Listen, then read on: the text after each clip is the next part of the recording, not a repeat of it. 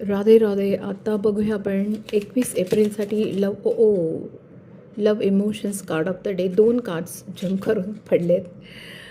Okay, एक card लवसाठी 2 cards घेतलेत. मी एकच कार्ड घेते, पण लव इमोशनसाठी असं दिसतंय की आज तुम्ही थोडंसं डिवाईन गायडन्स असं आहे की लाईक स्टक एनर्जीमध्ये राहू नका, specially in your love life. माइंडमध्ये खूप थॉट्स आणू नका, फिअर आणू नका about your love relationship.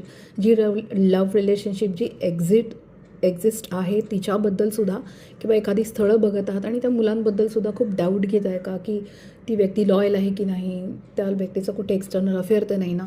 So many doubts. So do not bring any doubts. हा डिवाईन गायडन्स आहे. इन्स्टेड प्रॅक्टिकल राहून थोडंसं त्यांचं फॅमिली बॅकग्राऊंड जाणून घेण्याचा प्रयत्न करा.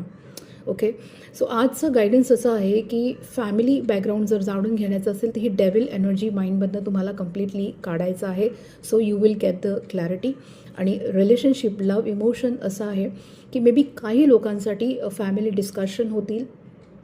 पेरेंट्ससोबत तुमचं लव्ह लाईफबद्दल काहीतरी डिस्कशन होण्याचा प्लॅन असेल, किंवा फॅमिली इन्व्हॉल्वमेंट जास्त देईल about your marriage, about your love life. Okay, किंवा कोणाचं कुठल्या तरी वेल एस्टॅब्लिश्ड फॅमिली किंवा घराण्याशी प्रेमासंबंधित किंवा लग्नासंबंधित कनेक्शन होईल.